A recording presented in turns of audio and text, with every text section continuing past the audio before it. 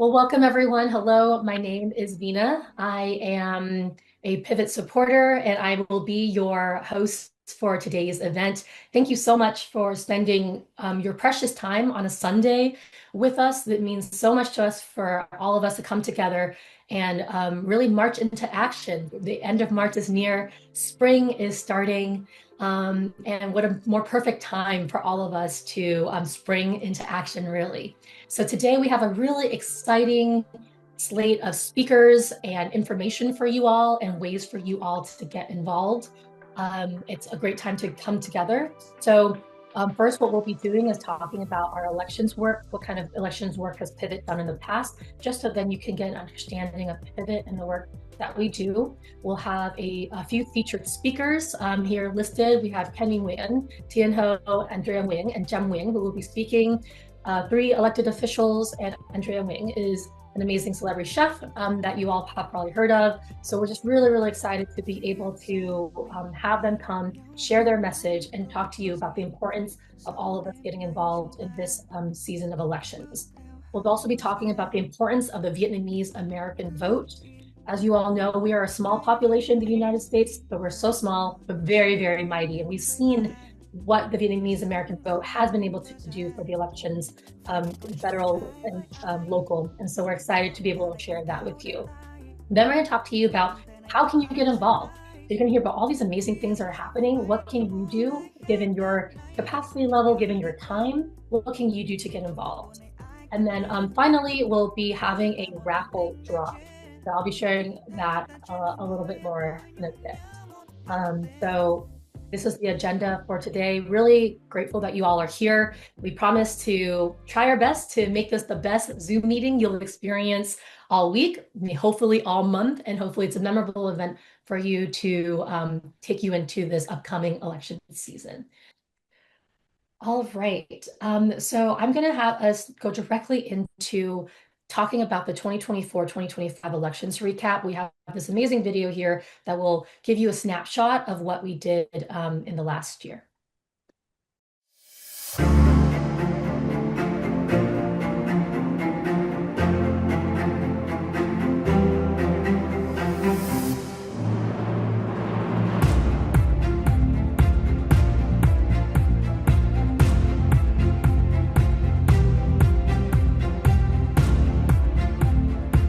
Vote yes on Prop 50 and bring back balance to government.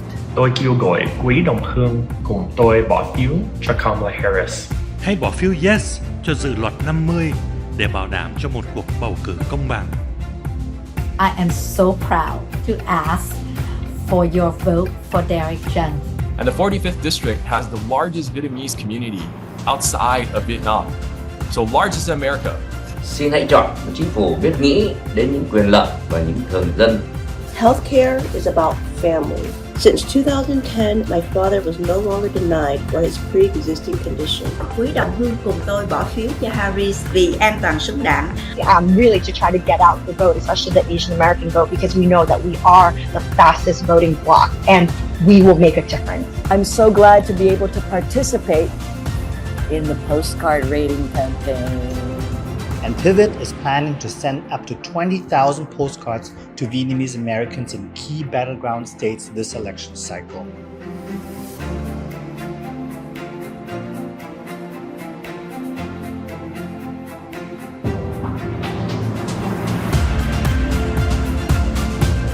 It's when Republicans knew that they'd lose their House majority and got creative with their voting district maps.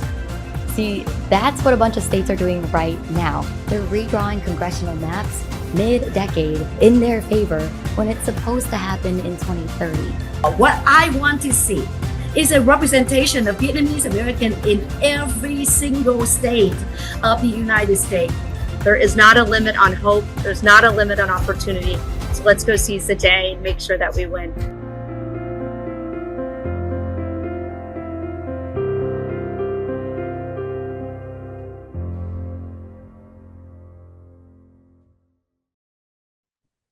Oh, love seeing those reactions in the chat. It's such a powerful representation of all the work that's been done. That's only been 2024, 2025 that we were able to do all those postcards and just really, get out the vote for important issues that are coming up. And as you all know, it's not just the federal election anymore. There's so many things happening at all points, and we all need to be aware and connected and engaged. And so just love seeing that. And that music, for some reason, very, very powerful. It really stirred something in me. So I hope you enjoyed that video. You can find it on YouTube if you want to share with any of your family and friends. But before we get further to the program, I want to introduce the president of Pivot, Nguyen, who will give you a welcome, tell you a little bit more about Pivot, and talk about why we're doing this and why this is so important. So, and Khanh will pass it on to you. Can you hear me okay? Okay. Thank you so much, Vina, and thank you to all of you who joined us on this Sunday morning.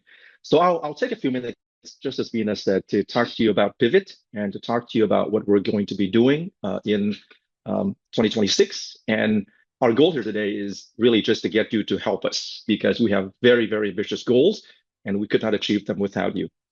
So let me start just by saying where we are. I think, and it's not a pretty picture. I think we're all here this morning because we know how much is at stake in this upcoming election. For more than a year now, we've lived in a country where daily you see acts of corruption, of cruelty, and of incompetence.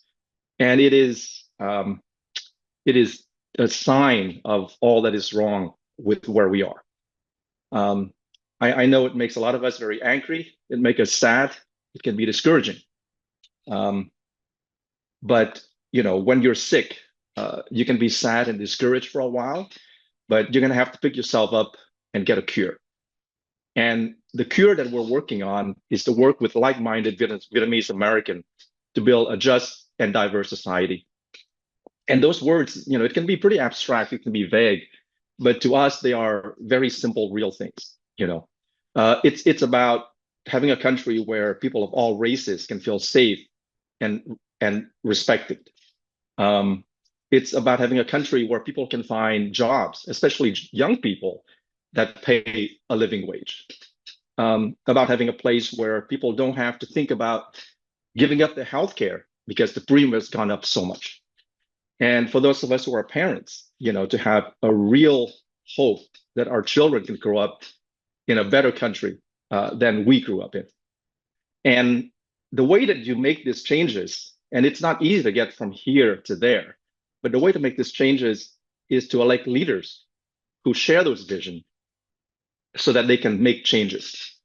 And our next chance, and why this is so important, our next chance is this coming election.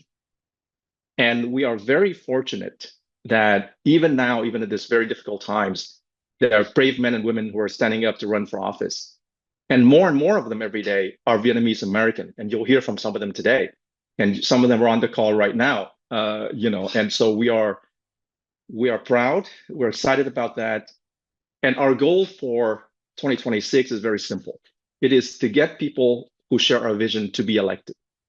And that work is about getting the messages out, convincing people, and explain to them why their vote is important. But even more important than that, we believe, is to convince us that what we do matters. Because, I think that not everybody votes. And there are actually people out there trying to make it harder for people to vote. You hear about the SAFE Act in Congress right now. So to do this work, you need to believe that you're making an impact, even if you don't live in a swing district or if you're not a billionaire. And we at Pivot, we believe this, and we're trying to get you to believe it because we have seen it in our work for the past almost 10 years now, since 2017, where a very small group of us have now grown into a significant growing community of volunteers who have worked in every election since then. And we're very proud to have helped make Tran to become the first Vietnamese American in Congress. We're very proud to have been the first Asian American organization to step into the fight for Prop 50, to fight back against the blatant gerrymandering in Texas, and to help ensure that we take back the House in in 2026. And we are right now engaging in our plans for this for this upcoming election, and we'll share this plan with you. They are pretty ambitious, and that's why we're here, because we cannot do this without you. And with that, I'll hand it back to you, Vina, to introduce our next speaker. Great. Thank you, Khanh, for that. And thank you for giving us just a quick snapshot of the ways that Pivot has been involved and the importance of this moment, really capturing why it's so important for all of us to be here in this room today, all 51 of us on a Sunday in March. So I'm thrilled. I'm very grateful that you all are here. So excited and just really pumped to introduce you all to Kenny Nguyen, who will speak a little bit about his electoral experience. Really exciting because we last endorsed Kenny last time. Kenny won, and Kenny is here again. And Kenny, you and I haven't met personally, but I feel a special connection to you because I have a cousin named Kenny Nguyen as well. And so welcome so much. Welcome to be here. So I'll just read a quick bio from Kenny, and would love in the chat also, if you have questions for Kenny as he's speaking and sharing, please put them in the chat. I'll note them down and ask Kenny later during our quick time together. So Kenny is a Colorado native and the son of Vietnamese refugees. In 2022, he was elected in the Bloomfield City Council. Currently, Kenny is the first Vietnamese American to serve in the Colorado State Assembly, House District 33, and will be running for re-election this year. He will join a small group of Colorado elected officials under age of 35, striving to better represent their constituents at the State House. So everyone, please give a warm welcome to Kenny to the March into Action Pivot stage. Thank you so much for introducing me. My name is Kenny Van Nguyen, and I actually was appointed 2 months ago. So what happened was that I was a Broomfield City Council member. I got elected when I was 29 years old, and I was a City Council member until January of 2026. And a vacancy opened up, and this vacancy allowed me to put my name in the hat, so to speak, and I was appointed by one vote. I won by one single vote, and I became a state representative on January 12th of 2026. So for the last 2 months, I've been working as a state representative for Colorado, and it's truly an honor and a privilege to be one of the first and only Vietnamese Americans in Colorado as an elected official, and of course, being one of the only Asian Americans as well. Out of 100 lawmakers in Colorado, there's only just one Asian American, and that's me. And so I'm currently running for my first term, so to speak, because I'm filling in the last year of the previous incumbent. And so my goal, my hope is to represent young people and AIPI members as well, and to just do some huge changes. Real quick, I want to mention the bills I've been working on. One bill that I'm working on in Colorado is the ballot accessibility bill, basically allowing our ballots to be more understandable. Because in Colorado, we have some of the toughest barriers for understanding our ballots. I think you need a 22nd grade reading level to understand a Colorado ballot. And that's just not possible. Not everyone has a law degree or a PhD. So I already passed a bill already that's hopefully going to be, hopefully the governor's going to sign this year to basically make ballots more concise, understandable, and to help Coloradans and Vietnamese Americans understand those issues. But of course, I also want to mention about myself. I'm the son of refugees. My parents were both refugees from the Vietnam War. My story is your story. We all know about the boat people, about, this year we celebrate, and not celebrate, we honor the people who fled and escaped and came to America and became Americans. And so I think it's very powerful that my grandfather, he was in Arvin, a South Vietnamese soldier, and he was in a re-education camp, and within one generation, me and my sisters all graduated college. We are, we're Americans. We live here, and I'm happy to be here. And I'm honored to truly be here. I want to emphasize that Pivot was the first organization that endorsed me when I first ran for city council, and Pivot was the first organization to endorse me for my 2026 election this year. So from the bottom of my heart, I'm very thankful to be here. I'm honored to be here. There's some names that I recognize that, I've seen Wikipedia pages, and within the last 3 months, I've I'm truly blessed to be a state representative, a public official, and to hopefully carry the torch for those who I stand on their shoulders of. So thank you. Oh, thank you, Kenny. That's such a wonderful, I just feel so I feel so proud the fact that, Pivot was one of the first groups to support you and we're the first to support you for this race.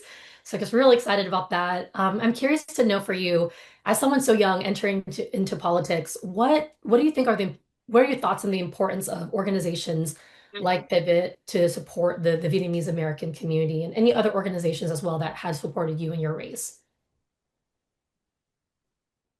Oh, sorry, you're muted again. Hang on. Sorry about that. That is so strange. No worries. I Oh, I, no, you're I back, totally you're get back, it. you're back. You're Yep. back. No, to answer Okay. your question, it's so important to have these organizations to back us because the early endorsements really do solidify support and momentum. And to emphasize right now, I think me being in a very tough race right now, where I'm running against someone who is, I would describe as more of a moderate candidate, who is older than me, who is perceived as more experienced. Getting that endorsement was huge. It showed that Asian Americans, Vietnamese Americans have a voice and they're willing to back candidates and people that they support. And so getting that endorsement was massive because I also was able to talk to the Vietnamese community in Colorado. Our community here is not as big as other states. We have about 30 to 34,000 Vietnamese Americans, but we're very active. And I think that our Asian American activist groups as well is very active as well. And getting Pivot's, endorsement was massive, to showing that, hey, there's this new guy coming in politics. His name is Kenny Nguyen, and he's trying to do some good. And he got an endorsement of a progressive Vietnamese American group. So I want to emphasize that it's very foundational for getting momentum to spread the word and also to build hopefully a grassroots movement here in Colorado. I know the work you guys have done in California is phenomenal. I love Derek Tran. We talk about Derek Tran. And obviously, Proposition 50 in Colorado was big because we passed laws back in 2019 where we basically said we don't want gerrymandering anymore. And yet, we're seeing organizations basically now push back because we're seeing Wyoming, Texas, Florida start gerrymandering. And it's not fair that we're playing by impartial rules and other states are playing and moving the goalposts themselves in a midterm year. So again, I talk about what the work of Pivot has done. So thank you. Oh, thanks for that. And thanks for talking about, yeah, it's a complicated issue with Prop 50 and gerrymandering and this interesting times that we have to maneuver and be dynamic and flexible. And so really appreciate seeing your energy, seeing your excitement in just continuing to serve in your position. I want to honor, there's a question in the chat. Someone asked, what do you think helped you win your city council election? What was the most surprising to you as a city council rep? And what was most surprising to you in your role as a state rep? A lot of questions, but I'm sure you can summarize there. So, I mean, I think there is that momentum shift. I think we're seeing a lot of folks who want young people of color. I think we talk about Mayor Mondani in New York. We're talking about Derek Tran in California. And for me right now in Colorado, we're seeing a progressive young woman by the name of Malat Kuros, who's running against a 30-year-old incumbent. And I say 30-year incumbent because she has been in office for 30 years. And so I want to emphasize for me as a young person, as a person of color, running when I first ran for office, I got a lot of support. I got a lot of engagement.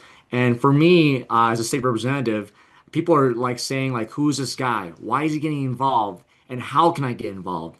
And it's been truly a lightning rod moment seeing more and more young people get involved in politics. And I think we're all suffering through a lot of the affordable issue crisis. I know that's like the buzzword of 2025, and it's what the Democrats are running for 2026 is affordability, living wages, union jobs, homes that are affordable. These issues really are big for all of us, and it's not surprising, right? Like if you're running on the issues, people are going to listen to you. And I think that's one thing I've kind of learned as being an elected official for the last 3 years is that people want problems to be solved. And I think that what's surprising for me is that it's so easy to talk to people about the issues. And right now we are dealing with a lot of problems with gas prices, high, inflation, interest rates right now. And it's just, if you talk to them the issues, people that you would not imagine giving you time would actually start listening to you. And I think one surprising thing I've also recognized as a young elected official is that people really discount me for my age, for my appearance, because I'm Vietnamese, because I'm a young guy. And sometimes I have to work extra hard to really solidify my credentials. For example, I have a master's in public administration. I was a city council member. I'm a state representative, and people don't really know about that. They always ask like, "Oh, how young are you?" And where are you from? Where are you really from? So there's a lot of those unintentional biases that we still face as the AIPI community and as Vietnamese Americans still do. Oh, yeah, I definitely hear that from a lot of folks. We just have to work a little bit harder, not a little bit, a lot harder just to prove ourselves. But thank you for doing that hard work. I saw someone say in the chat, it's a lot to be the first Vietnamese American, first Asian American to run. And there's a few folks in the chat here who will be speaking later who will share that. But thanks for taking this on. We know it's not easy. And it's as a young person who's just starting out in the world, I'm sure there's a lot of other things that you could be doing, but I appreciate you really going out there, meeting with voters, talking to voters, and doing the best that you can for your community, not just within Bloomfield, not within Colorado, but also for the greater Vietnamese community as well and greater AAPI community. So thank you so much, Kenny, for your time. Always a pleasure to hear from you and learn from you, and we hope to continue being able to support you in all the various ways that you need. And good luck in your career. I'm sure we'll have a few more of these chats. We'll bring you back on as long as you'll come back on. So thank you so much. And in the chat, we'll put Kenny's website so you all can check out, learn a little bit more about him, his campaign, and what he's doing. So thank you, and we'll talk to you soon. Thank you so much again for the opportunity, and I want to emphasize that it truly is an honor to be here because the work you've done is truly incredible. And I hope that we can spread the Pivot love to Colorado. I know that our Vietnamese community is ripe for community growth, and we have a very strong area, Little Saigon in East Colfax and Denver. And so I'm wearing my Ao Dai today to represent my Vietnamese community, and I truly am thankful for Pivot's support and continued support. So thank you. Thank you, and great Ao Dai. And if there's anyone in Colorado, please let us know in the chat if you're calling in from Colorado. Oh, guys, nice. We got the flag too. Very lovely. All right. Thank you, Kenny. All right. Next up, I'm excited to introduce Victoria Nguyen, who's the VP of Pivot. And Victoria's going to come on to talk to you all a little bit about why participation is so important in the upcoming election. Someone had asked a question in the chat saying, what do you need? What support do you need? Is it phone banking? Is it texting? We're about to tell you. So stay tuned. Victoria, turning it over to you. Well, thanks, Vina, and thanks, Kenny, for speaking. So I wanted to talk to you all about the importance of the Vietnamese American vote in 2026 midterm elections. Let's go to the next slide. Yep. Okay. So the Vietnamese American population is the fourth largest Asian subgroup with over 2.3 million people. There are nearly 1.4 million Vietnamese Americans, so 68% were eligible to vote. So at least 18 years old and a U.S. citizen through birth or naturalization. So that's kind of the population there. And then I want to speak to you about what the politics are looking like. Okay, so Vietnamese Americans who are registered to vote were historically more likely to identify with or lean towards the Republican Party, more so than the Democratic Party. And it was the highest percentage of the Asian subgroup, but we have seen that there has been a shift in recent years. So couple numbers to share with you. So 4 in 10 Vietnamese American voters, so 42% identify as Democrat or lean Democrat in the 2024 polling versus 33% in 2020. Nearly for Republicans, 1/3 of Vietnamese American voters, so about 37% identify as Republican or lean Republican versus 48% in 2020. And then the last kind of number to share with you is that nearly 1 in 5 Vietnamese American voters, so 19%, identify as independent. So that is actually about the same as in 2020. So we are seeing a shift there.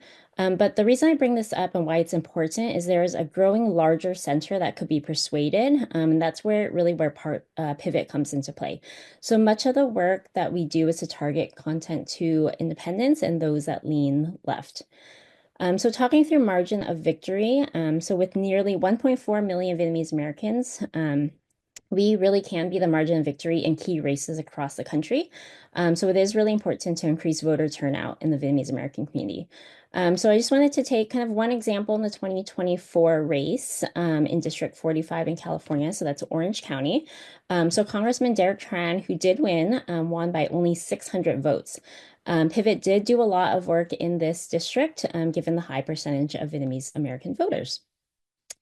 And so kind of the last point I wanted to make is around increasing voter turnout.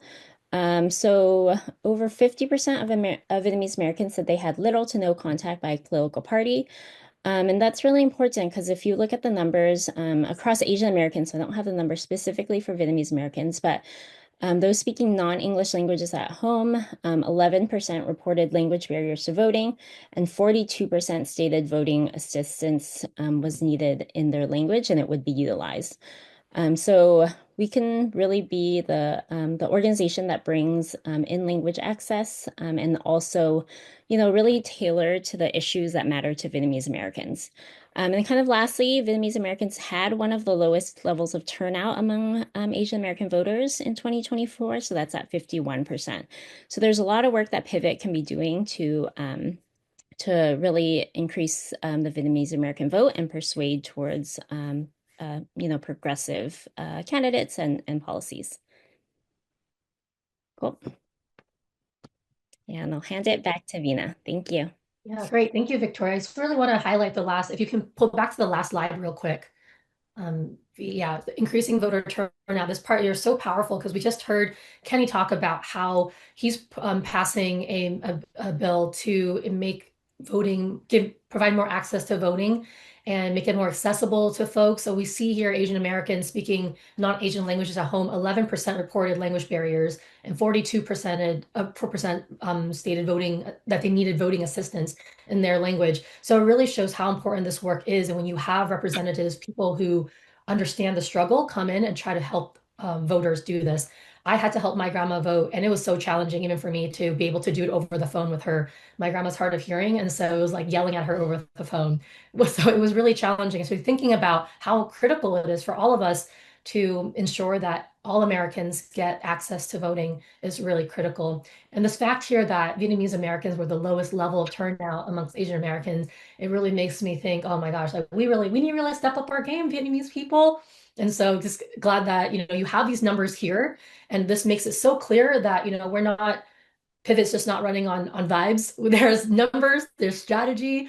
We know what we can do with the limited resources that we have. And it's been really powerful to see our progression from 2017 until now. So thank you for these numbers. I know a lot of numbers has been thrown at you. And so we'll definitely have these available for you to sit with, to understand how important this is and important our role is as Vietnamese Americans in this next upcoming, all the upcoming elections. All right. So with that, I'd love to introduce Thien Ho, who is the District Attorney of Sacramento. He is the first and only Vietnamese elected DA in the country. So first and only Vietnamese elected DA, y'all. We have a lot of firsts here today. He has been a lawyer for over 28 years. And before joining the Sacramento County DA office, he was a prosecutor in the Bay Area.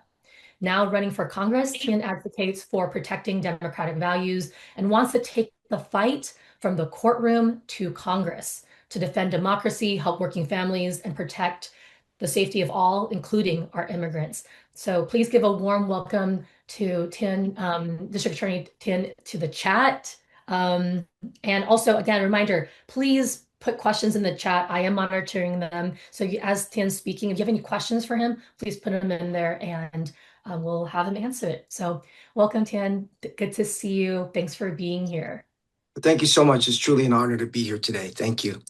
Yeah. And so I want to ask you here, I love this, what you said, you want to take the fight from courtroom to Congress.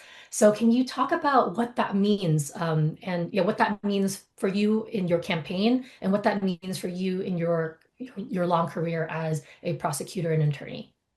People always ask me, why are you running for Congress when you're the first and only Vietnamese district attorney in the entire country? And when I talk about the why, I love to talk about the where. Where did I come from? Where are we as a country? And where should we be going as a country? And so, like many of you, I was born in Vietnam. And after the fall of South Vietnam, my family and I, in 1976, escaped on a tiny fishing boat. We ran out of gas, food, and water. We were adrift on the ocean. We were rescued after about 2 weeks. And where did we go from there? We went to a refugee camp in Malaysia, where I spent 6 months. From there, we came to America. And when we came to America, like many of us, we had nothing but the clothes on our back. And we came to this country because of the promise of America. And what is the promise of America? The promise of America is freedom, it's transparency, it's accountability, it's fairness. And where do I see our country right now and where it's going and why I'm running is right now, I never thought that I see our judges and our courts aid and abet a tyrant. I never thought that I see the people of our military used as propaganda pawns in Donald Trump's political campaign. I never thought that I see people snatch off the streets like they are with ICE right now. And so where I want to go from here is I want to take the fight from the courtroom to Congress. I want to take the fight and fight back to what I call Trump's tyranny. I want to fight back for working families when they are being crushed by the cost of living, whether it's groceries, whether it's rent, whether it's fuel, whether it's healthcare. We need to be able to fight back. And I also want to make sure that we fight back for public safety. And I want to reimagine what public safety means. Public safety means that all of us, no matter where we come from, have the right to feel safe and be safe, including our immigrant and our undocumented people. What we see right now is ICE coming into homes on administrative warrants rather than judicial warrants. What I see right now are pregnant women and little kids being snatched up off the streets and held in detention facilities. What I see right now is cronyism, corruption, and chaos. We see cronyism, whether it's Kristi Noem, right, issuing a $200 million ad campaign that goes to a company that was just started 10 days before and is benefiting her boyfriend. What we see here is chaos by Donald Trump. What we see here is the rule of law being broken apart. And I think what's unique about me is, as a prosecutor, as a lawyer, I know the rule of law. I know how to use the rule of law to be able to fight back for the vulnerable, for the voiceless, for victims, for our people at the national and federal level. And that's what I want to do, and that's how I want to fight back. I'm tired of taking it on the chin. I'm tired of going high while they go low. We need to fight back. We need to speak up and stand up. And that's what I'm determined to do so. Thank you for that. And you were talking about the importance of fighting back with and understanding with your lawyer background, with knowing the rule of law, knowing how to use it. Could you give us an example of what that could potentially look like if you were elected in Congress? How could you and your constituents be able to fight back on those kind of things? I want to give 2 examples. So first of all, I've tried nearly 100 trials. I know how to subpoena. I know how to investigate. I know how to build a case. I know how to question somebody and go after somebody and hold them accountable. So I mentioned a moment ago, Kristi Noem. So she had issued an ad, basically $200 million. And she said that she did so with Trump's approval, and Trump denied that. So therefore, there's a conflict there where she could be charged with perjury. But on top of that, there's a conflict of interest there. So I would want to be on the Judiciary and the Oversight Committee so that I could investigate and put a case together to hold whether it's ICE accountable for their illegal actions, whether it was Minneapolis in terms of killing people and others as well. But I also want to take a look at the Supreme Court, because right now the Supreme Court is in Donald Trump's back pocket. They gave him criminal immunity. So how do we do this? Now, some people have talked about, well, we need to expand the number of people that sit on the Supreme Court. I actually disagree with that, because when we expand it, when the Republicans take back and they're in power, they'll go ahead and expand it again.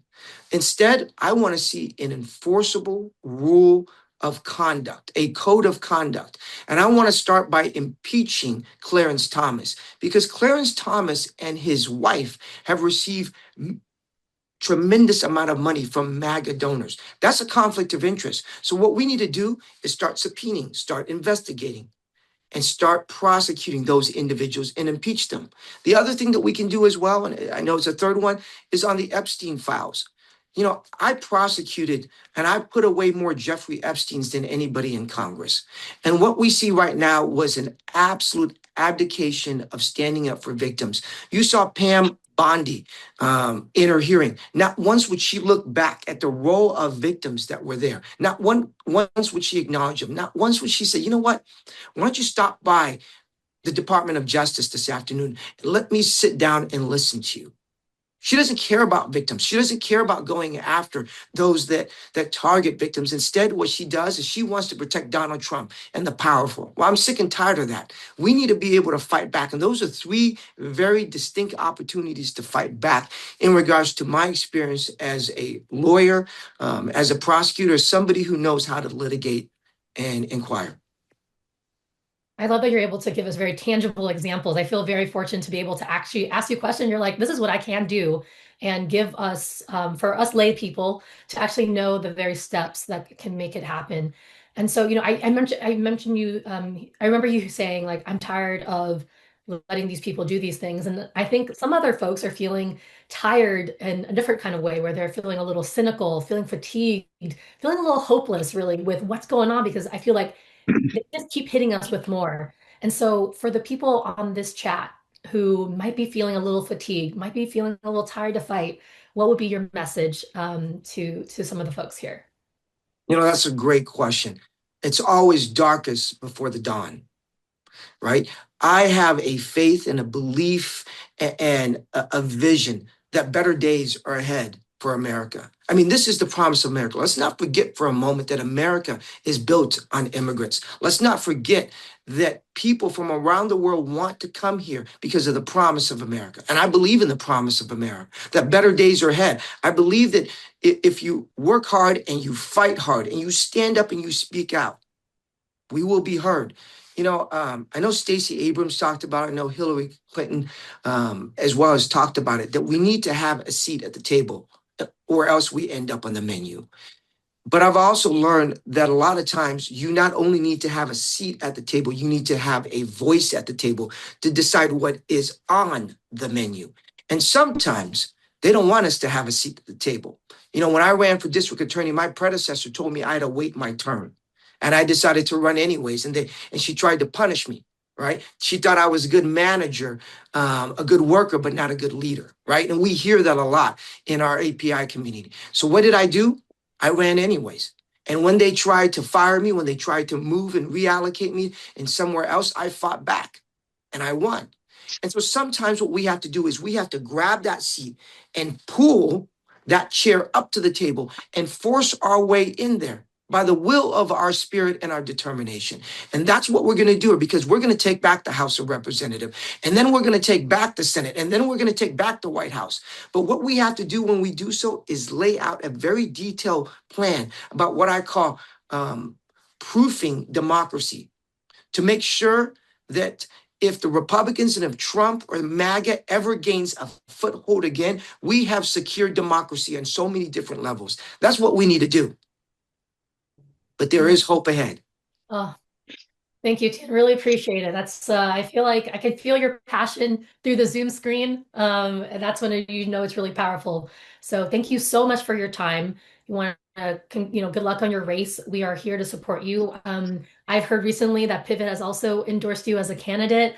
And so we're just really thrilled. And, being the first and only Vietnamese American DA in the entire country, we are just so honored that you're here and you're doing the hard work and that you're still hopeful. I mean, you've done all the work in which you may have lost hope, but if you're still out there telling us that you have hope and you have a plan, then I'm feeling a little bit more motivated and inspired today. So thank you so much for being here, and we'll link your campaign information into the chat so folks can learn a little bit more about you and learn about your journey, because we only got a small snippet of your journey today, but your website will have more information. So thank you so much for being here. I'm going to move us along. I'm looking at our timing. I'm 5 minutes behind. Sorry, everyone. We will keep on moving. Hopefully, we will get back that time, or you can stay on for a little bit extra. I'm going to bring back Khanh to talk about Pivot's plans for the 2026 elections. We were able to hear about Kenny's plans for his district, heard about Thien's campaign for a plan for his campaign. And so now we're going to talk about what the midterms election plan looks like here. So Khanh, I'll pass it over to you. Yep. Thank you, Vina. So we're asking for your help. So I want to take a few minutes to share with you what is it that we're trying to do. We have a four-part goal. The first, as you can probably guess, is to support Vietnamese American candidates. You've heard from Kenny, you've heard from Thien, you can hear from Tram, Nguyen, who is going to come up soon. We want to win back the House with its 3-vote margin. We want to close the gap in the Senate with its also 3-vote margin, but it's a harder case.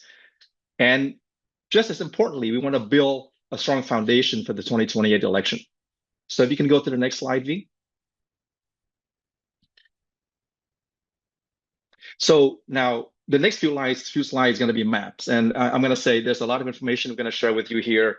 There's no quiz, but we want to show enough so that you can see that we've done our homework and that we will spend our resources wisely. So first, about supporting Vietnamese American candidates. So what you see shaded here on this map are all the states where there will be Vietnamese American candidates running. And we're not quite at the every state should it include that, Millen referred to at the start, but it's a lot more than I think most of us thought. And of course, it is about California, but it's much more than California. And so in the dark blue here are all the states where the races will be closed and where we are likely to invest. You've heard from Kenny, we'll be investing in that race. You'll be hearing from Tram, we will be investing in that race. And in California, it is about Thien Ho's race and also about Derek Tran. And we'll talk about Michigan later. Nick Pham, who is our lead for the candidate support team, is going to come up to speak more about this. So I'll move on from here. And if you can take us to the next slide. So this is about the House race. And the map you're seeing here, shaded in yellow, are all the states where Vietnamese American votes are large enough to make a difference in the margin of victory. You've heard Victoria talked about this. And the point here again is that it's not just California and Texas. Yes, it is those states, but it's a lot more than that. And what we're doing here is find those races, those close races where the margin of victory is 2%, 3%, 600 votes, and figure out whether or not there's enough votes in the Vietnamese American community to make a difference. And we'll invest in every one of those races. And the reason the House is so important is because it's a 3-vote margin. And historically, since World War II, the president's party has always lost seats, on average 20 seats. And so much of the harm that has happened in the past year is because we have been run by unchecked dictatorial power. So we view this as a must-have. We must take back the House, and we'll do what it takes here. If you can go to the next slide, V. And so now, this is the slide that I'll use to talk with you a bit about the Senate, about the governor races in the 2028 election. So what you see shaded here in the purple are all the states that we think will be the key swing state for the 2028 presidential election.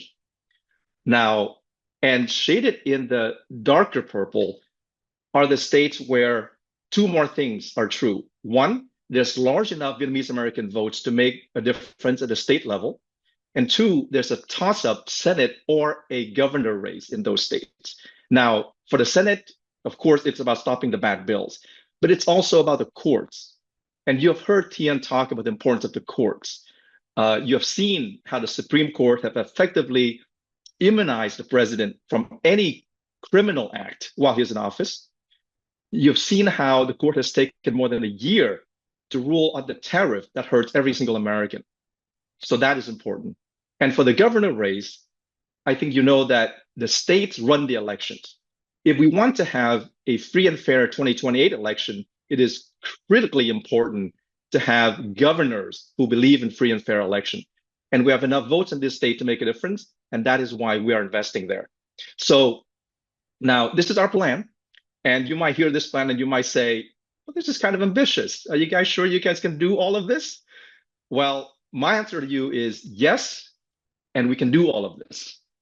The reason that we can speak with some confidence is we have done this before. We have done this in every single election since 2017. And let me give you a few numbers about how our impact has grown. In 2022, when we ran our videos across the country in the midterm, we have about 20,000 views. In 2024, in those races, we had 700,000 views. And in 2025, for Prop 50 alone, we had 1.6 million views of the ads that we showed. Hundreds of times of growth over the course of 3 years. And we have gotten better, but it is because we have been getting a lot of help. And that's why we're here talking to you about getting your help today. And I want to close with a couple of points. One is, please do not feel like you shouldn't talk to us if you have never worked on any election. Voting is about getting a message out. And if you want to do anything that have to do with the process of communicating with voters, from doing the research for the content, all the way to showing up in front of the camera to speak, as you see many of our volunteers did in the Rewind video, talk to us. And even if you couldn't join us, please let your friends and family know about the work we do so they can help us. And yes, and with your help, this is why I'm confident that we can make a difference. With that, Vina, I'll turn it back to you. All right, so with that, I'm going to introduce Pham, who is going to talk to you about the Vietnamese Americans in the cycle that we're endorsing. Nick leads our candidate support team. So welcome, Nick. Hi, everybody.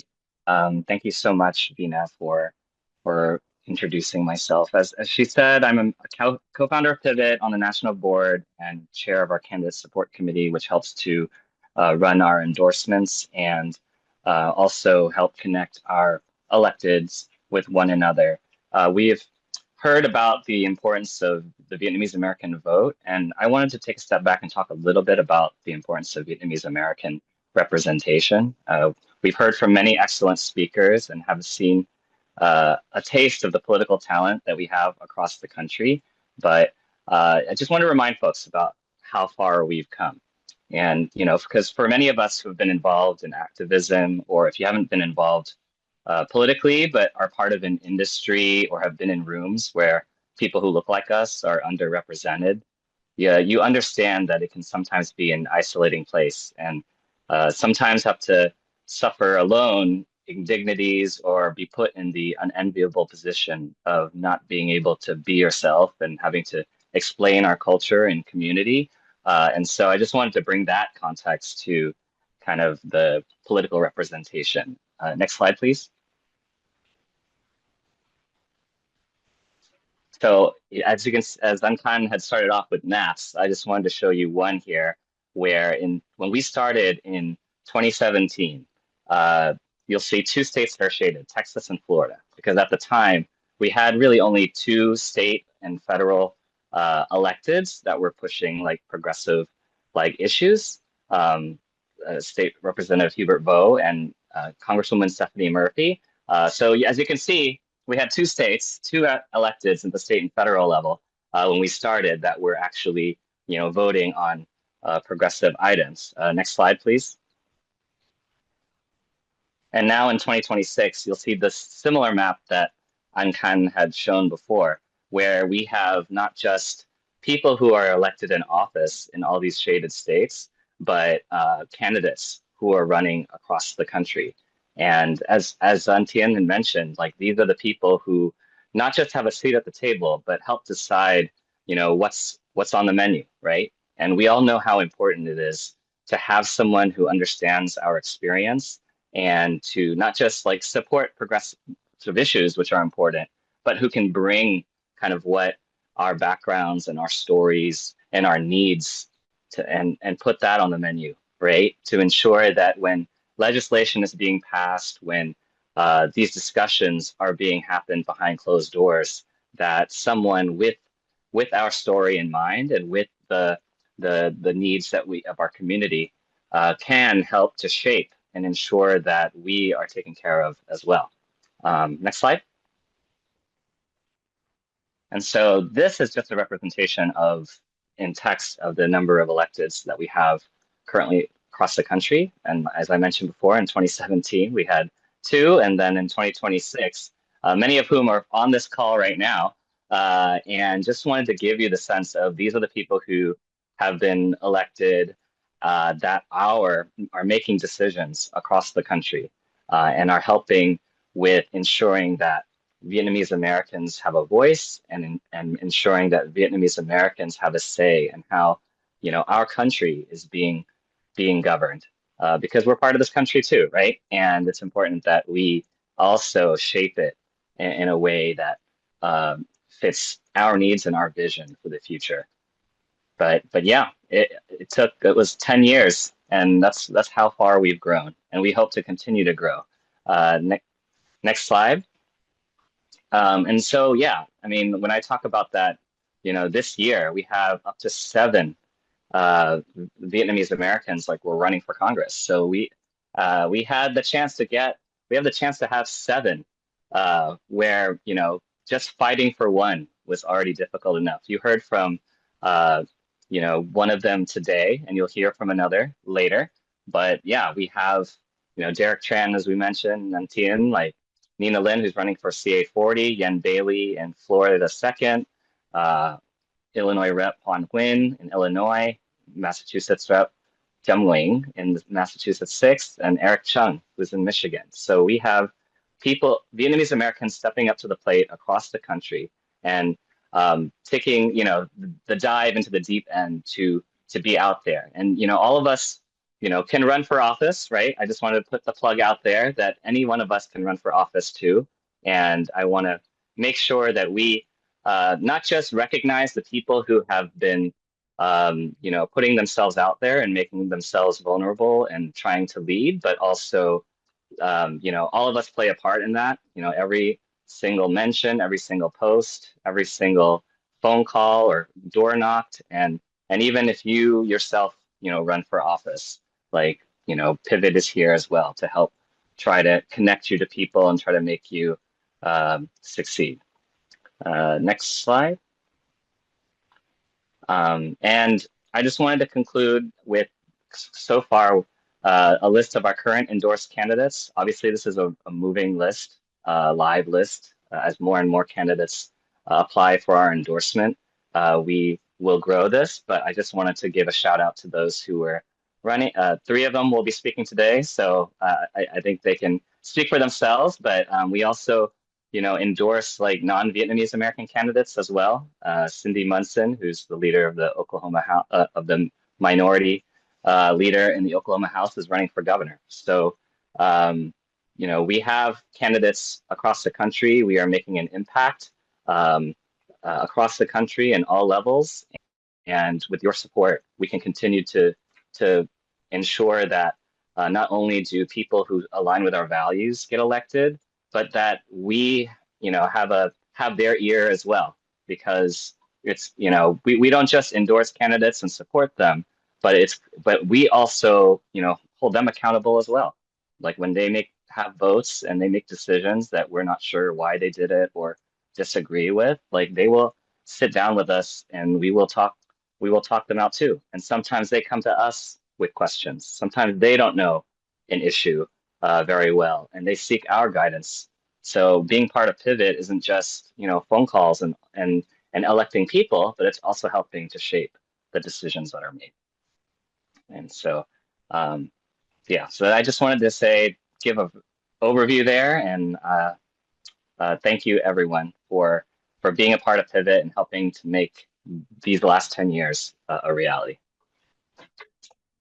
Thanks, Nick. It was really powerful to see the number of endorsed candidates we had from 2017 and into 2026. It's grown, it's huge.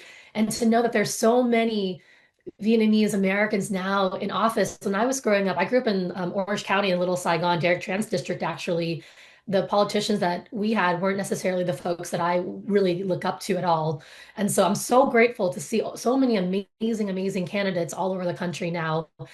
So thank you all for doing the hard work. I know it's not easy to be an elected official, to go out there to speak with voters, to fight every single day while still trying to live your life. And so the work that we get to do is so neat to be able to see all these candidates, meet them. I get to interview them on this 90-minute Zoom program. How cool is that?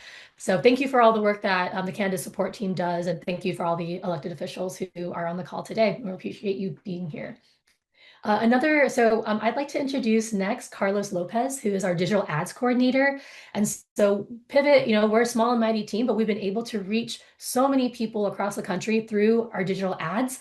And at the helm of that is Carlos here. So excited to bring Carlos up to just share about, give us some numbers, Carlos. How many people we're reaching and what has been our impact and what have we been doing with the funds and the support of all the Pivot supporters to build out this digital ad campaign.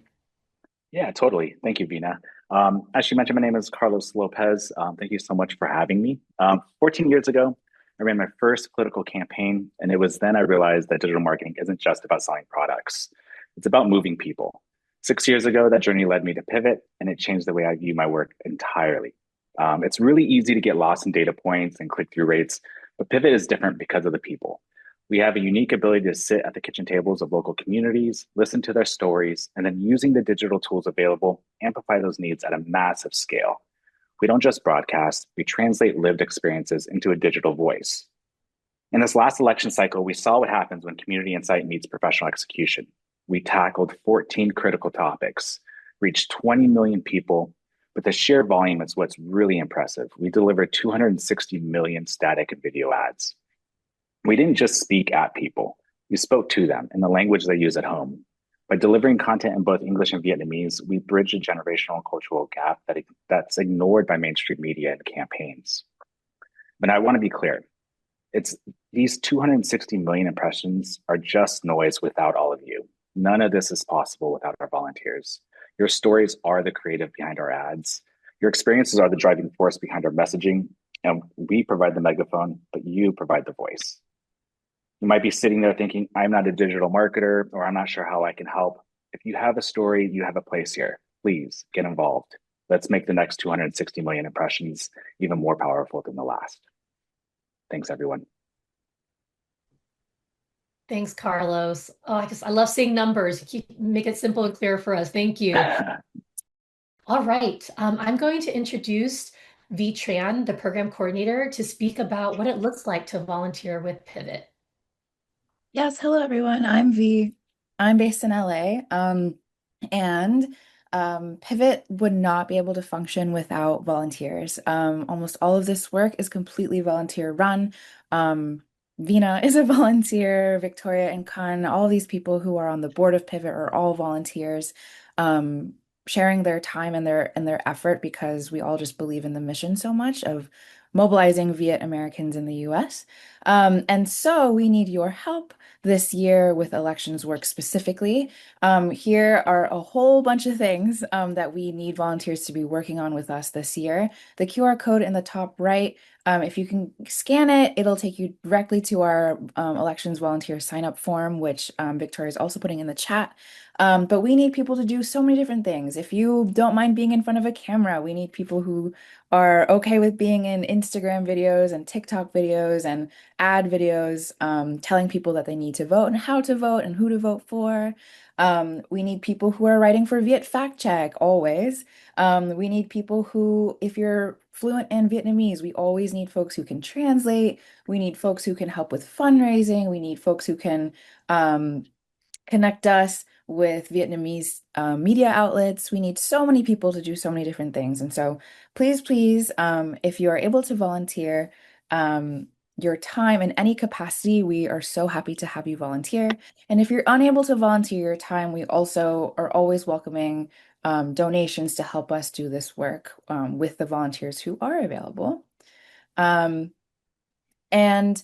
Yeah, so these are just some pictures of some precious volunteers that we've had in the last few years, especially for passing Prop 50 last year in California.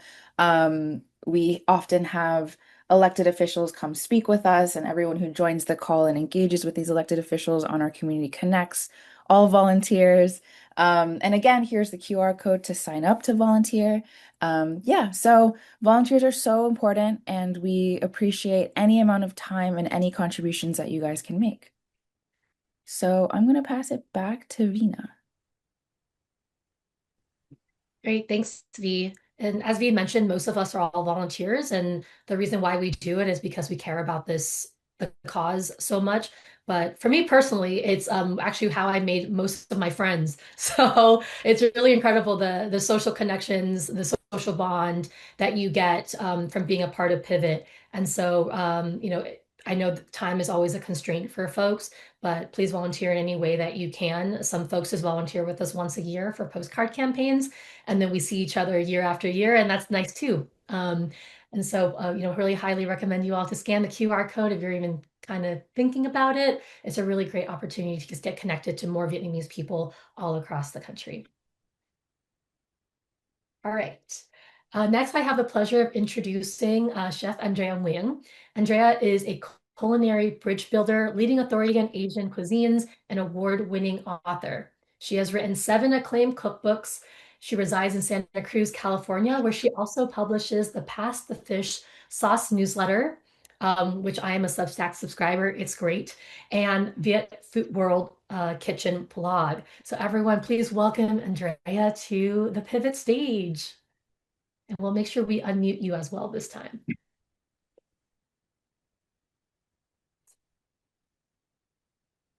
There we go. Thank you so much, Vina and V and Khanh for hosting this event today. It's such a pleasure to be here and to speak about, and to support a progressive Vietnamese American organization. Yeah, we're so grateful you're here. Your recipes were the first I ever found on the internet, I think, when I was, so I would always call home from college and ask my grandma, can you tell me how you make your thịt kho? And she would always say, oh, no, con về đi bên ngoài làm cho, come home, I'll make it for you. I was like, well, okay, how am I going to make it at school, Grandma? But, what I've appreciated about all the work that you do is I feel like you reach so many people through your work, through your writing, not only through your food, but just the way that you talk about food and talk about culture. And so as a bridge builder, through all the work that you've done, what are some of the ways that you've been surprised at how people are building community with one another? Sure. Well, I've been in food writing longer than Pivot's been around. So I started about 20 years ago, longer than 20 years ago, because it took me 10 years to get my first cookbook published in 2006. And that was Into the Vietnamese Kitchen. And at that time, I thought I was going to be like a one book wonder. And I wrote that book, honestly, because I did not see the Vietnamese American story being told in food.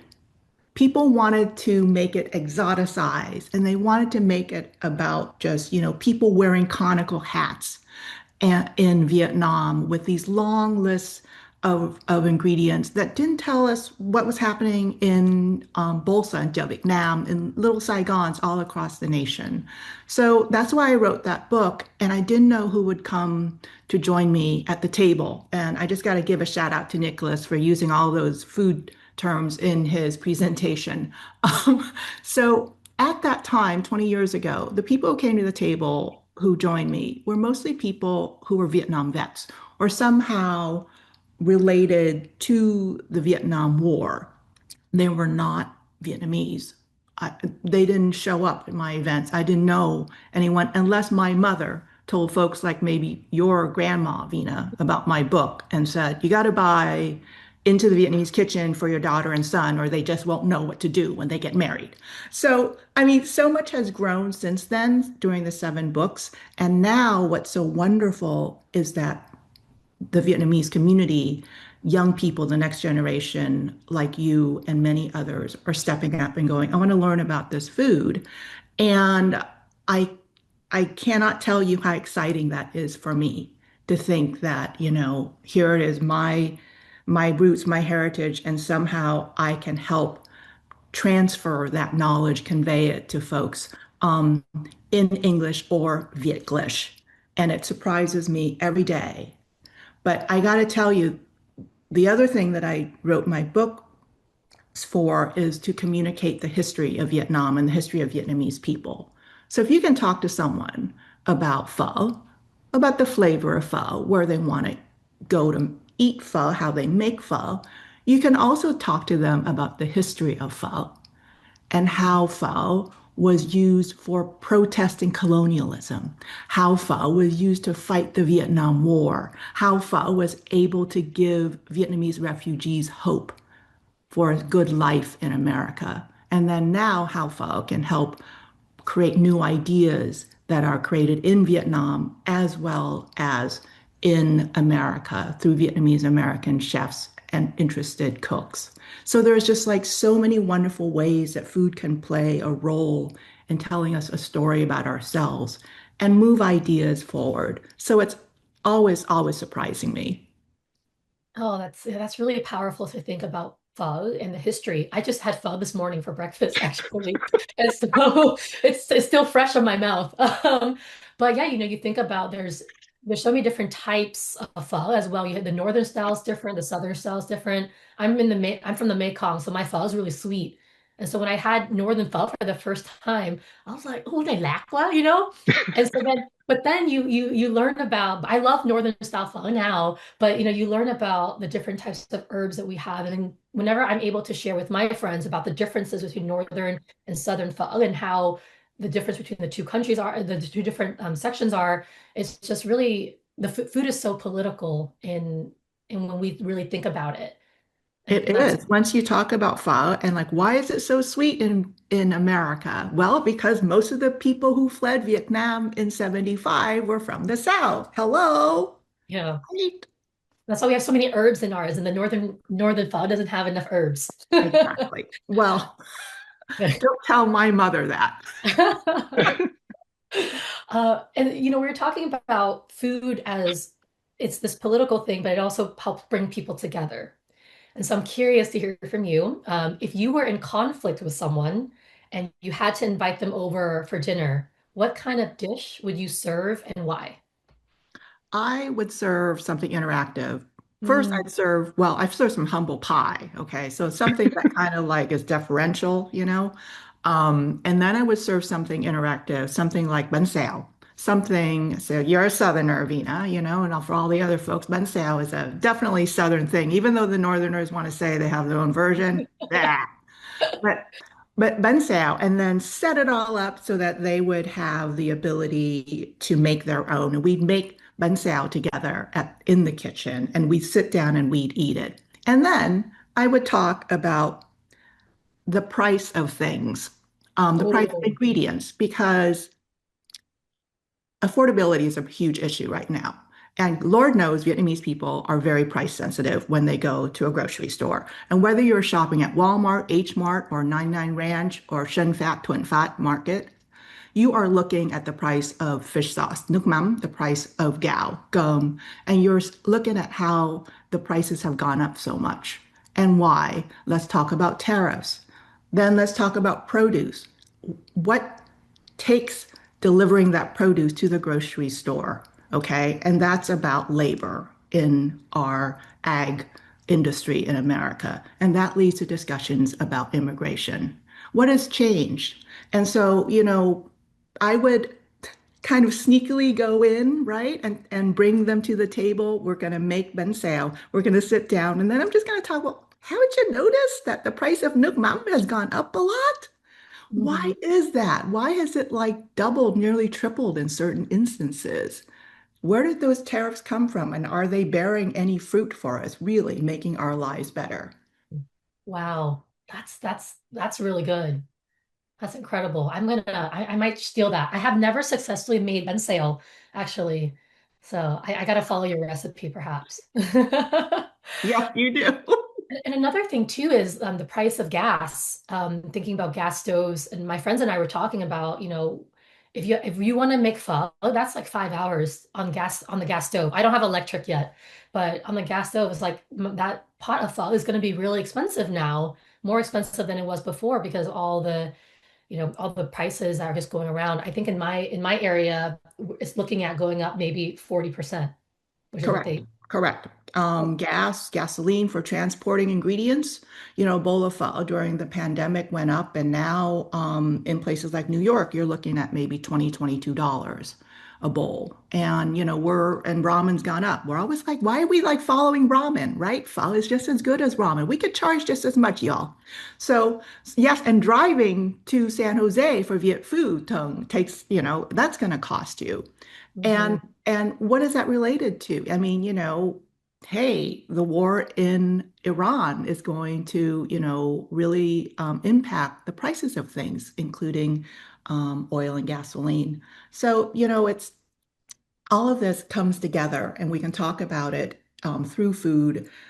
And I think of it as soft power. You can become involved in an organization like Pivot. You can volunteer, you can give money, you can vote, but you can also do these little things to get people to think politically about how these decisions made at the local, state, and federal levels and internationally are affecting our lives, even as we're just, making bensao or eating a bowl of pho. Oh, that's really beautiful. Thank you so much for that. And I know you're touching, I have this one specific question for you. You touched on it a little bit. The question was, with so many things calling for our attention, there's so much happening in the world. We all have individual lives that we're, struggling with. We're helping family, we're helping friends, going through things ourselves. How would you encourage people to encourage folks in this chat here to find connections and to contribute to the causes that they care about when there are so many other things calling for their attention? Well, you've got a lot of folks here who are working in the public policy and political arena. So I'm just going to stick to my little lane of food and cooking. And so I talk to people a lot about cuisine and culture and also ingredients and economics. Because as I just mentioned, it's a lot about like the price of things. And so when I'm having those conversations in my daily life, it could be with strangers, with my mother who voted for the other side. I'm just going to tell you that. And a lot of us have those folks in our families. So let's just admit it. We're going to talk about the affordability. And then I'm hoping that as we do that collectively as a community, we figure out what our positions are on these matters. And through that dialogue, we realize our own positions, and then we start thinking, well, who's going to advocate for us? And we look up our representatives at the local, state, and federal levels, and we figure out who is aligned with our positions, and we support them any way we can. We also try to look at our local communities. Who can we help? Can we volunteer with organizations that support elders, for example? And then if we can donate time as well as money, that is a huge win. So that's why an organization like Pivot is just like amazing to me. And then vote. I have never missed voting in a single election in my entire campaign. And I remember the day, the moment that my parents and I became naturalized citizens and we took our oath. And it was so exciting. And so, voting is ultimately incredibly, incredibly powerful. And every one of us who's a citizen can do that. And then circling back, maintaining that dialogue and keep talking to other people. Because you know what? You can stay in your head and talk to yourself about your political positions. You can like go online and you can spar with people. But what's really important is having actual conversations, because that's where we're going to find out that, hey, maybe the people you thought that oppose your point of view actually have a lot of things in common with you, and vice versa. Beautiful. Thank you for that. Yes, continue the dialogue, continue the connection, and what better way to continue that than through food. So thank you so much for being here. It's a pleasure. I have your cookbooks. You signed one of them for me, so I'm very excited about it. And so we'd love to see you. Thank you for coming. You always are such a great supporter of Pivot. We appreciate what you do, not only for Pivot, but for the Vietnamese community, and you really preserving the history and understanding of our food for generations to come. So thank you so much for being here. It's my complete pleasure, Vina. Thank you so much to everyone. Yay.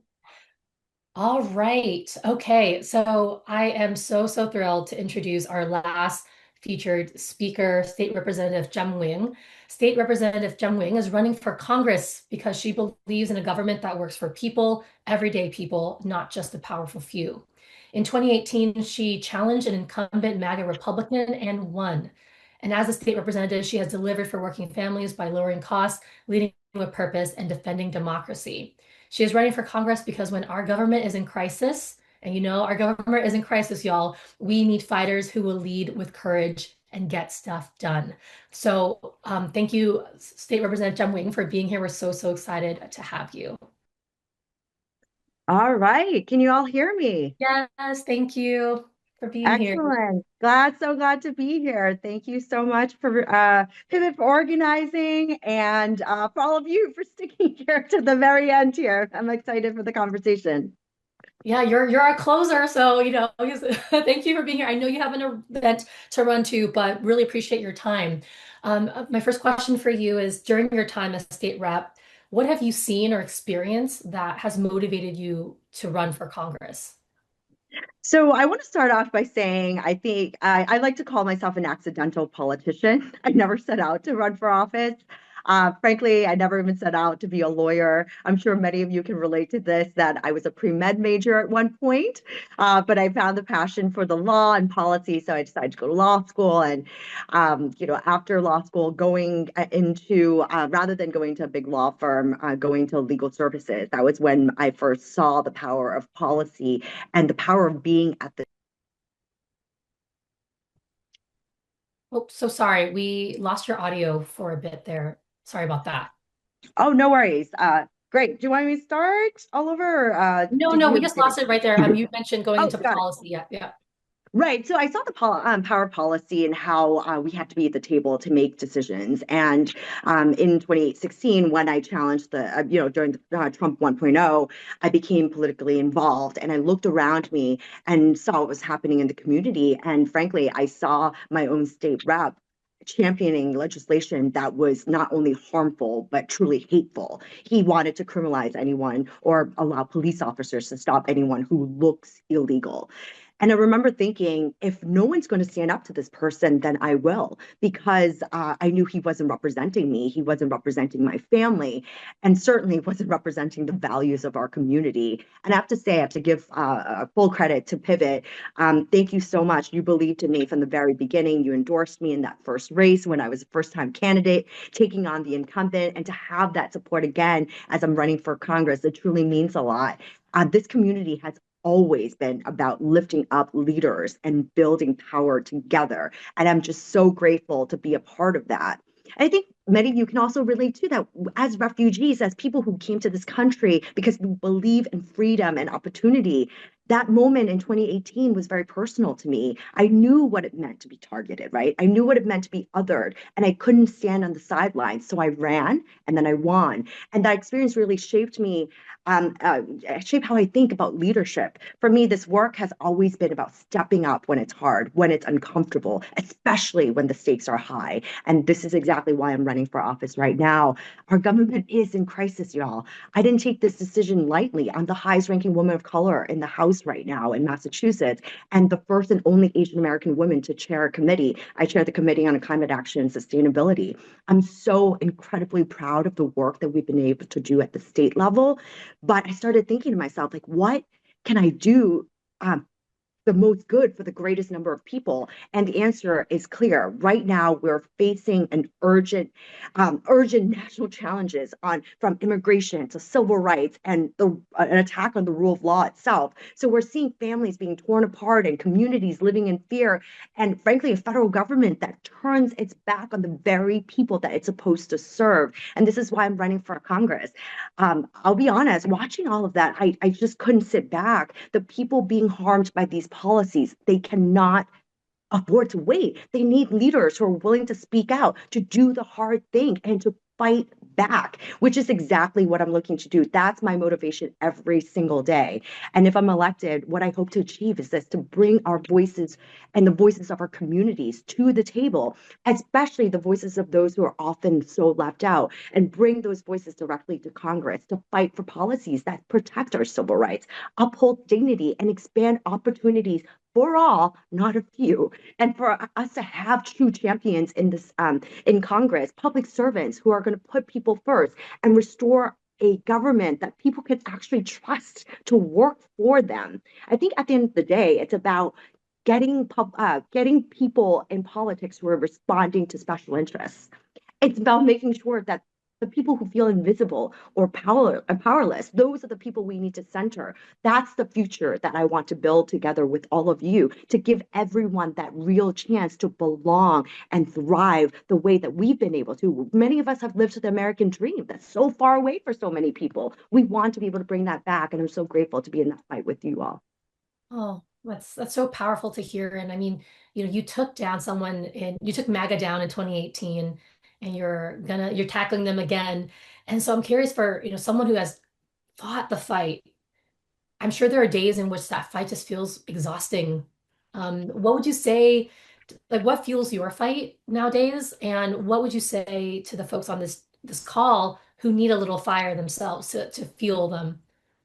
We can't afford to sit back. We cannot. This is not normal times. We're dealing with Trump and his cronies who really have complete disregard for our communities, for our rule of law, for any sort of accountability. And we have the power. I was so inspired yesterday. I'm sure many of you participated in the No Kings rallies across the country, just seeing thousands and thousands and thousands of people out there. The power belongs to the people. That's at the end of the day, that's exactly it. We all left our country, Vietnam, to go across the world for democracy and freedom. And I'm going to fight with every fiber of my being to preserve that. And I'm sure you all feel the exact same way, whether you're immigrants or children of immigrants. Our ancestors and older generations have sacrificed way too much to give us this life, this opportunity here, and we cannot squander it. This is not the time to sit back. When our government is in crisis, we have to put in the effort, and we have to inspire and lead by example. There's just too much at stake right now. We were just hearing about the increase in prices. Affordability is on the table. So if people can't put food on the table, how are they going to care about our democracy? So we have to work together to get results and fight to keep our democracy, free and fair elections, get money out of politics, and restore faith in our rule of law so that we all can feel as though government can be a source of good again. And there's no way that we can sit back. And that has to be an intentional effort. Yeah, wow, I really do feel the call to get out there. You're right. This is not normal times. And our families and our parents and our elders, our grandparents have fought so much to be here, to give us this life. And so we have to protect it for generations to come. I don't have children of my own, but I have nieces and other children that I really care about. And I know you have that, yours as well. And so just really appreciate you being here, spending time with us. I know it's a busy time for you. There's so many other things that are calling your attention. So it just means a lot to us that you're here. And we're here to support you and fight for you. I know most of the folks on this call aren't living in Massachusetts. We're not in your district, but can you share with us how Vietnamese people all over the country can still support Vietnamese candidates and why it's important for us to support, all the candidates nationwide and not just the ones that we are directly connected to? I'm just so thrilled to see the other candidates. I hope to see you all in person and meet you in person. And frankly, when I looked at the map of where we started and where we're now, I'm genuinely so inspired. And I'm so thankful for the work that we've been able to do together to build more political power, to bring more Vietnamese American candidates. And we have so much at stake. The Vietnamese American community. This is so deeply personal, and fundamentally, it's about our future in this country. Not only are we witnessing the United States slide into an authoritarian state, we are experiencing very real everyday impacts of living in a society where our skin color and our cultural background and being non-white are all in many places practically being criminalized at this moment. And so that's why we need representation. That's why I'm so excited that there are so many of us running across the country. We came here fleeing war, persecution, and authoritarian rule. I can't emphasize that enough, that this is so personal for all of us. And when we see attacks on our democratic institutions, on voting rights and rule of law, it resonates in such a real way. These are not abstract issues for Vietnamese Americans. We know what it means to lose those freedoms. There's also a lot at stake in terms of economic opportunity. Vietnamese Americans are one of the fastest growing Asian American communities, with small business owners, workers, and families striving to build stability. All these policies that impact healthcare, education, housing, and the cost of living directly impact us every day. For my mom, for example, she is on a fixed income. She's a retiree, and her health insurance went from $4 to $235 within this past year because the subsidies are being taken. That's what we're talking about. She's lucky enough that I'm able to pay for her health insurance. But what about all the other families out there who don't have that? What's going to happen to them? That's why we need to continue to fight for this. And another piece is immigration policy, another critical issue. Many Vietnamese Americans are living in mixed status or households are still navigating the immigration system. I'm also an immigration lawyer, so I've been paying attention to this. But we need a fair and humane system that keeps families together, not one rooted in fear and exclusion. And of course, we saw more of the rise in anti-hate during COVID, et cetera, but that's not going away. Safety, belonging, and dignity are all on the ballot right now. And our community deserves to feel protected and respected, not targeted or scapegoated. And that's why I want to emphasize this. What's at stake is not just about what we stand to lose. It's about what we have the power to shape. And I think for Vietnamese Americans, we're just not participants in democracy, right? We're leaders, we're organizers, we're voters, and we're change makers. Like, our voices can decide elections if we so choose to exercise them. And I'm so thrilled when I heard earlier about how our community, the thought is that most of us are Republicans, but I'm seeing that changing, and I'm so glad that the data is backing that. Our stories can shape these policies. Our engagement are helping people to see the value of democratic values, frankly. And that's what we need to continue to build on. So this election is about protecting our freedoms. It's also about claiming our power and building a future where Vietnamese Americans can truly belong and thrive. And as a group, we have a reputation of being resilient, and we know what that's like. Many of us came here with nothing, and so we know how to fight back. Beyond all of this existential threats we're facing, I have to acknowledge there's really such a great chance for us to be able to build on our pipeline, to build in representation, and we definitely need more Vietnamese Americans, but more Asian Americans overall, especially in Congress. So I think we're looking at 4% of Congress, and we definitely have to defend Derek Tran. Please count my friend out there to keep it in office. I know you all are very committed to that. But we make up about 8% of the country identifying as AAPI. We still have to double those numbers. So regardless of where you live or whether you can vote for me or any of the other pivot candidates or other Asian Americans, this is about us being there to vote for you on your behalf, representing your voice, and we'll bring much needed lived and professional experience to Congress, to different state houses everywhere, because our perspective is unique, and this unique understanding of what it means to be Asian Americans and Vietnamese Americans is going to go a long way. And I'm so thrilled to be able to partner with so many of you. And I recognize so many faces on here because you've been with me for almost a decade now. And I'm just so excited to be able to continue on this with you all.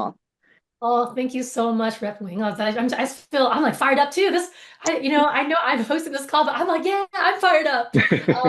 I just feel so thrilled, so excited, and thank you for doing the hard fight. Like, you all are fighting at the state and federal level for us. Those of us on the call who are not elected officials, who are not fighting at the federal and state level, we can also do our part to support you, to support all the other candidates. I saw in the chat Anthem was manifesting a Vietnamese American caucus in Congress. We have Derek, Thien, and Jam. Oh, wouldn't that be so great, y'all? Let's make it happen. We're the manifest. I'm part of the manifest generation, so sometimes you got to manifest these things.